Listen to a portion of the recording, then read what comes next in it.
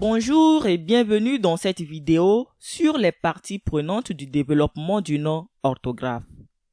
Que nous lisions un livre, un téléphone portable ou d'autres supports de lecture, nous utilisons une orthographe, un système d'écriture. Mais nous devons reconnaître que le développement d'une orthographe n'est pas seulement une question technique, mais qu'il implique de vraies personnes avec de vrais besoins et de vrais rêves.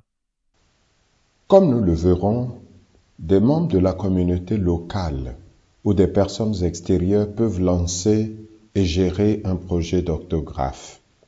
Si vous regardez cette vidéo, vous êtes probablement une de ces personnes extérieures à la communauté.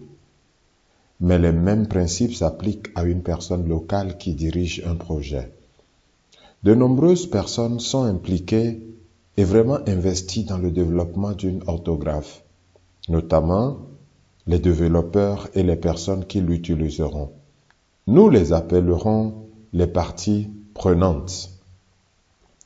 De quel type de personnes s'agit-il? Certaines de ces personnes sont étroitement impliquées dans le processus, même au quotidien. Le chercheur extérieur, les locuteurs de la langue locale, les dirigeants de la communauté et la communauté dans son ensemble. Il y a aussi des personnes et des organisations qui sont des parties prenantes parfois impliquées occasionnellement et parfois très étroitement. Les enseignants locaux ou les autorités politiques nationales ou locales par exemple.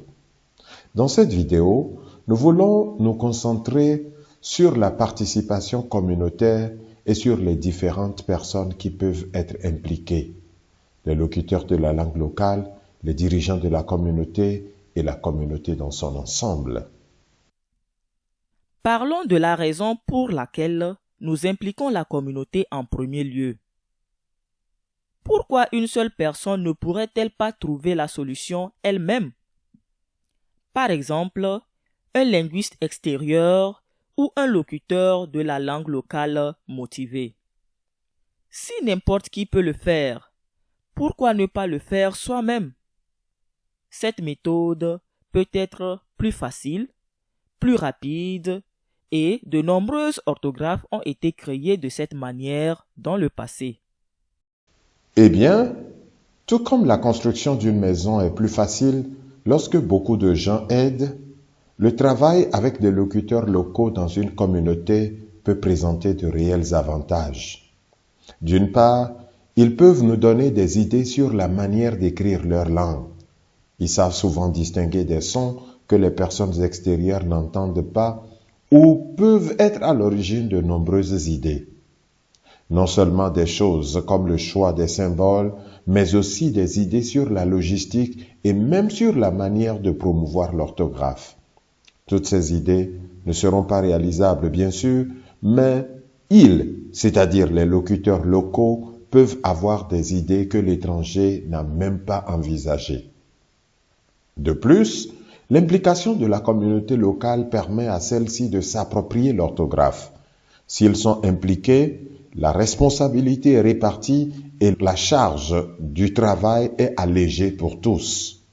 Mais la chose la plus importante peut être l'acceptation de l'orthographe.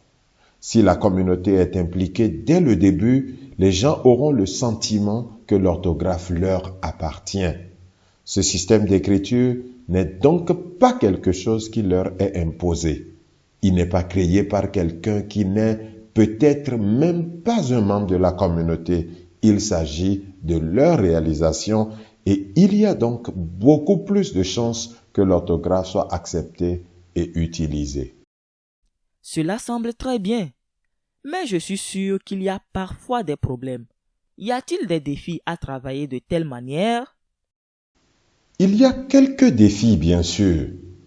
Cela prend plus de temps que si une seule personne travaille seule.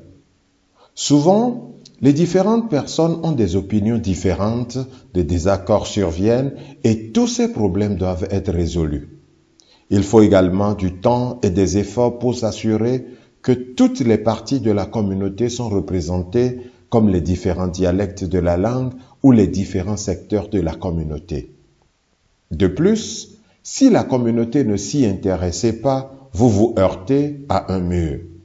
La personne extérieure doit parler aux gens pour susciter leur intérêt s'il n'y en a pas au départ. Mais cela vaut la peine d'y consacrer du temps.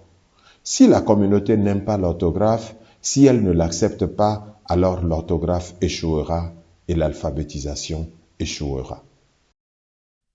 Pouvez-vous nous donner plus de détails sur les personnes clés de la communauté dont on parle ici? Oui. Tout d'abord, parlons des leaders de la communauté. Il peut s'agir de chefs, d'anciens ou d'autres personnes qui occupent une position de pouvoir, qu'il s'agit d'une position officielle ou simplement d'une personne locale bien respectée. Le plus souvent, les premières personnes qui viennent à l'esprit sont les hommes, mais il ne faut pas oublier les femmes dirigeantes. Lors de notre séjour dans un village du nord du Ghana, nous avons découvert qu'il y avait des responsables du travail des hommes et des responsables du travail des femmes. Au début, nous ne savions même pas qu'il existait un bureau de responsables du travail des femmes. En quoi ces leaders peuvent-ils nous aider dans le développement de l'orthographe? Tout d'abord, ils sont conscients des besoins de leur communauté linguistique. Et, normalement, ils veulent ce qu'il y a de mieux pour la communauté. Dans de nombreux cas, les dirigeants sont responsables du bien-être de leur communauté et ils prennent cette responsabilité très au sérieux. Deuxièmement, ces dirigeants sont ceux qui peuvent faire bouger les choses. Ils connaissent les gens et savent qui a les compétences et le caractère nécessaire pour être utile au sein d'un comité de langue. Dans certains cas, ils peuvent même apporter une aide financière au projet, mais il ne faut pas y compter. De plus, les dirigeants locaux peuvent être influents dans l'adoption de l'orthographe ou dans la promotion de l'orthographe elle-même lorsqu'elle est achevée. Dans certains cas, ce sont eux qui approuvent ou désapprouvent l'ensemble du projet. Si vous les ignorez, non seulement vous négligez une source d'aide potentielle, mais certains dirigeants risquent de s'opposer au travail parce qu'on ne leur a pas demandé de s'impliquer. Je suis sûr que beaucoup de ces dirigeants sont très occupés et ne sont pas toujours disponibles. Par ailleurs, y a-t-il d'autres enjeux à propos des dirigeants locaux que vous n'avez pas encore mentionnés? Vous avez raison. Les dirigeants locaux sont souvent très occupés et ne peuvent donc pas consacrer beaucoup de temps à un projet. Certains d'entre eux peuvent même voyager beaucoup. Pour faire face à cette situation, ils choisissent une personne pour les représenter et il se peut que cette personne soit votre principal interlocuteur.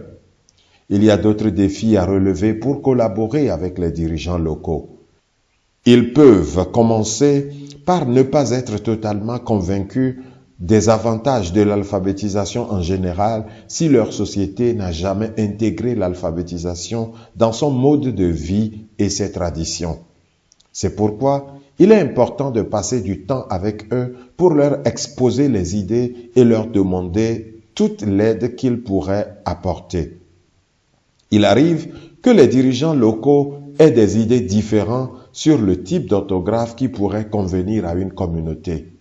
Parfois, cela est basé sur des connaissances linguistiques et parfois, cela ne l'est pas et il est donc difficile de parvenir à un compromis ou à une décision.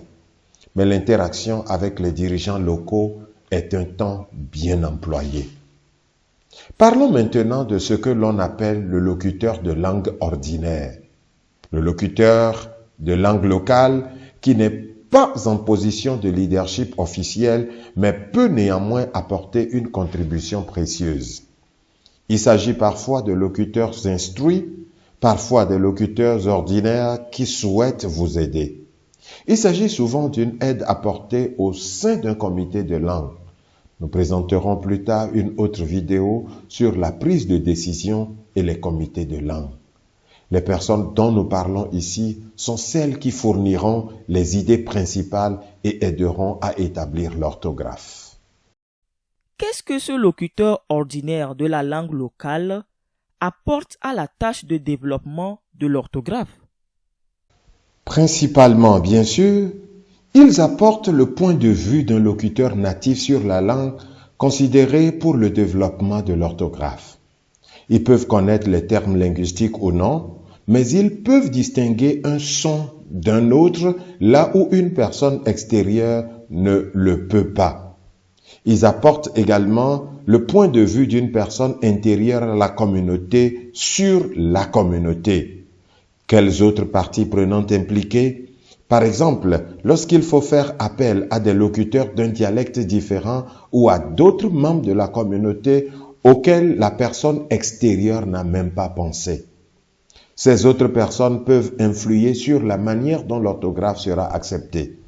Parfois, si les locuteurs locaux ont des compétences nécessaires, ils peuvent apporter des connaissances dans les domaines linguistiques ou éducatifs. En général, les locuteurs locaux sont très motivés par un tel projet et ils sont conscients de la valeur du développement de l'orthographe et ils peuvent transmettre cet enthousiasme à d'autres personnes. Les parties prenantes dont nous avons parlé aujourd'hui sont les locuteurs des langues locales, les dirigeants de la communauté et la communauté dans son ensemble. Dans la prochaine vidéo, nous parlerons d'autres parties prenantes telles que le linguiste de l'extérieur, les enseignants locaux et les représentants du gouvernement. Toutes ces parties prenantes apportent leurs propres atouts au projet de développement de l'orthographe. La collaboration avec chacun de ces groupes pose également des défis et nous devons en être conscients. Toutefois, il est impératif que toutes ces personnes travaillent ensemble afin de créer une orthographe réussie.